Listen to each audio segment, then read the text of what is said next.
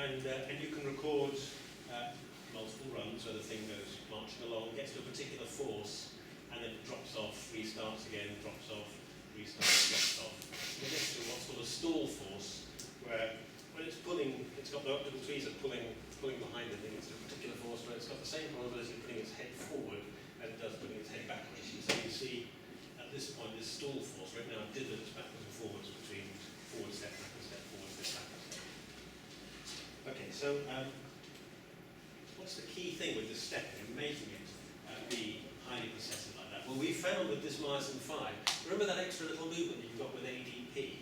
Now this is why it becomes important, because if you've got this lead head and it has ADP still bound in the catalytic site, it can't come off actin. Remember that when it has ADP there, binds actin very tightly. So this, go through my front step. So this myosin head has ADP bound. It's tightly bound onto actin and it's not going to let go. The only way the ADP can release is if it makes that extra little movement. So it's only when this head comes off, goes through its working stroke and rebinds in front, pulling this head forward, that the ADP can get out. So that ADP release works as a gate, as a little catch, which says you can't come off until the other head has gone forward and pulled the molecule forward a little bit. So that's a mechanical coupling between the back head and the front head. We believe, I think others now convinced, that it's the loss of ADP and the associated movement which is critical to coupling the chemistry and the mechanics for this, and make it a highly processive enzyme which can just step. In fact, you can, it's been shown by microscopy. And okay. So this was sort of for a long time, my favourite experiment, a bit long ago, 14 years ago, but I still get excited when I look at that, because well, in this, so this is the myosin 5 walking along the actin, taking its steps. It goes one step after the other. And now, you can do sort of clever mechanical experiments, just like you would do in if you were just looking at the properties of a spring or some other mechanical system. You can wiggle the optical tweezers backwards and forwards. So what we do actually is we move the optical tweezer in a sinusoidal fashion this way.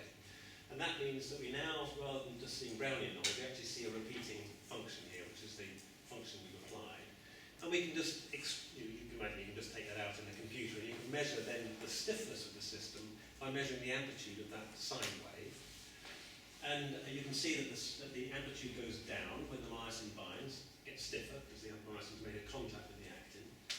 But the thing that I got excited about is that just before every step, so here we are, just before each step, you can see now the amplitude goes up at that point, and then it gets bound, and then it gets up, and it binds, and just before every single step, you see an increase in noise, and you see an increase in noise because what you're actually seeing is that that's the A frame, that's very, very stiff.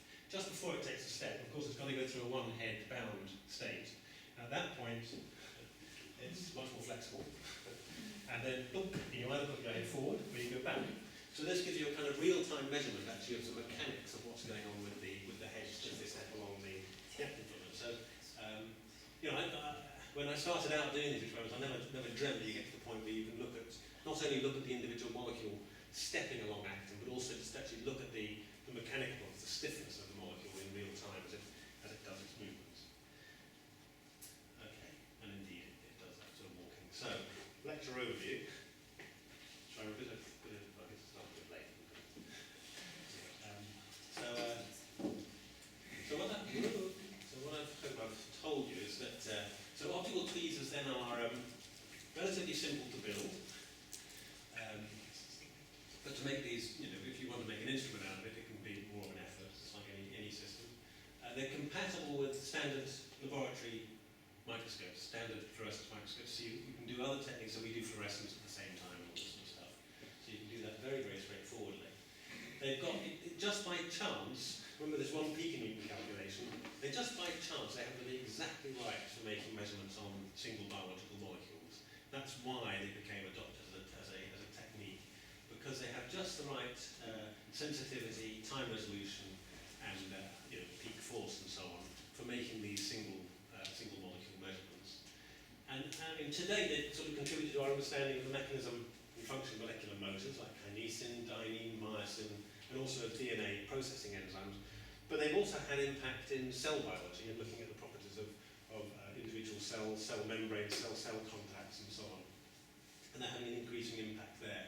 And the main thing is that what's been happening over the last few years that's had a big impact. For instance, the advent of very fast cameras, so that you can look at a field of optically trapped particles and make simultaneous measurements of position from, let's say, 10 or 20 particles using a camera system.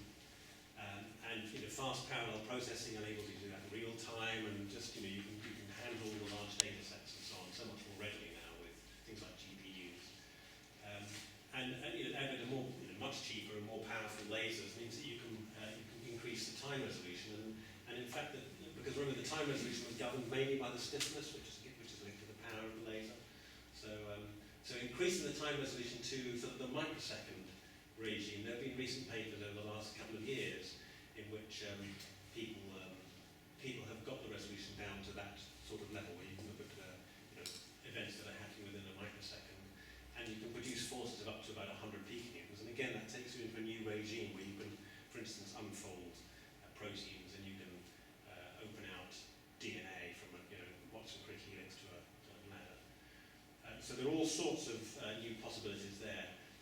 So those would be for studying molecular dynamics, but also for looking at cell mechanics. And the fact that it's a non-invasive tool that you can put into a cell or whatever makes it ideal for cell work as well as for biochemical studies. So that, I guess, is the overview, and I think I'm done. So thanks.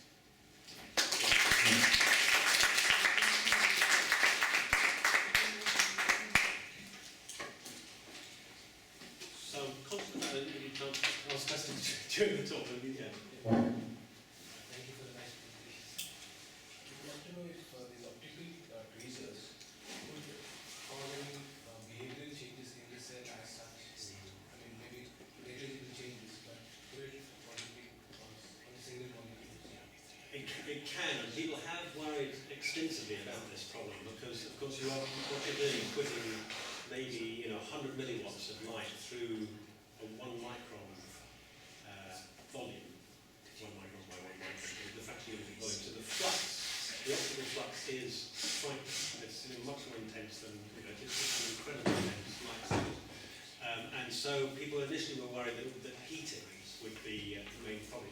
But in fact, the heat is conducted away very rapidly because of the small size, you get a high surface area to volume ratio, and so actually the loss of heat from those 1 micron, from that very small volume, was actually quite rapid. So you get heating of about 1 or 2 degrees. So that isn't usually enough to kill things. So usually it's of the order of 1 or 2 degrees. But if you have an absorbing material, so I have tried trapping magnetic particles, for instance, and those just explode. If you try trapping them at low power, they're fine. Turn the power up and they just go. So that would definitely kill something if you absorb. So, and we don't know for instance, if you're trapping a whole organism, say yeast or bacteria, there might be things in there which absorb. Where this is all in the near infrared. So if there are critical things which absorb in that kind of wavelength, then you could well kill them. But as I say, what people have done is actually look at, for instance, bacteria. That's where most of the studies have been done. Trap them, hold them for different periods of time, and then let them go. And then the main test is to see if they can go off and swim around. We don't know whether they can go off and make little baby bacteria, but we do know they can swim away afterwards. So that's sort of an indication that they're probably okay. But it is a worry that the fact that you're using a very intense laser focused to a very tiny spot, and all you can do, like any, you can do the calculations and say, is the heating going to be a problem, or is the actual, there going to be some other optical damage. But ultimately, you just do it empirically. You just measure, and you see if you do any damage by seeing if the event you're looking at is damaged or changed from the control. So it's sort of an empirical test. So to answer your question, I think most people would say it's probably not too damaging for most of the experiments. So it would be important when you're studying some basic stem cells, where even small behavioral changes could possibly change what the outcome of that cell would be. Absolutely, and for in vitro fertilization, so the idea of using manipulating sperm, it's rather a scary thing to think that you might have been held in a gigawatt laser beam at a very critical time in your life. So no, that's right. So I mean, clearly, you know, if there's DNA damage or whatever, that would be absolutely critical. And with stem cells, we know that actually things like applying mechanical forces can change their fate. And actually, I mean, that is an interesting. That could be an interesting line of study. Actually, to look at stem cells and try pulling and pushing on them, because there's evidence that stem cells grown on different mechanical substrates will have different cell fates and turn into, you know, bone or neuronal cells. So in fact, it could be an interesting experiment as well as being.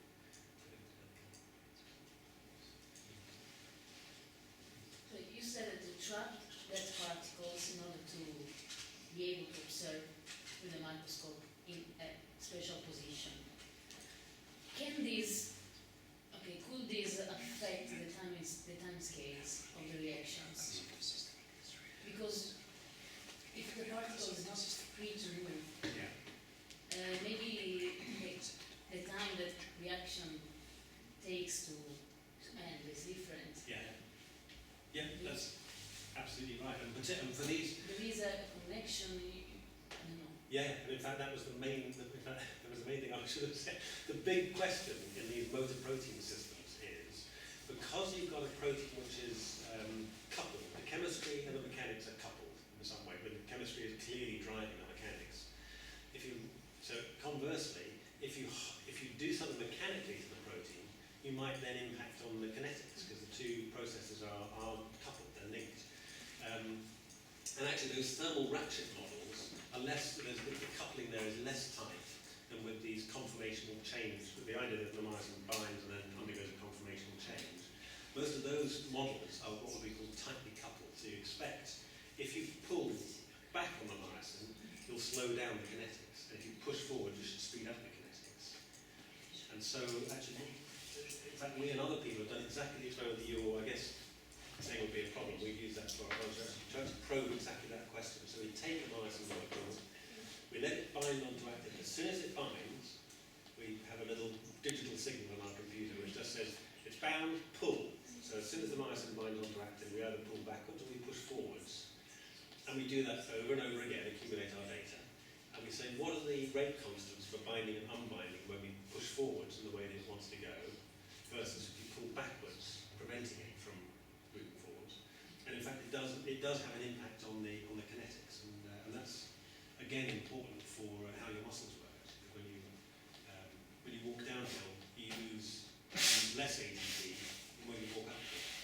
And that's, there's actually feedback, which actually has a real impact on how your muscles work. That is, it's actually going on all the time. Thank you. Okay, thank you very much.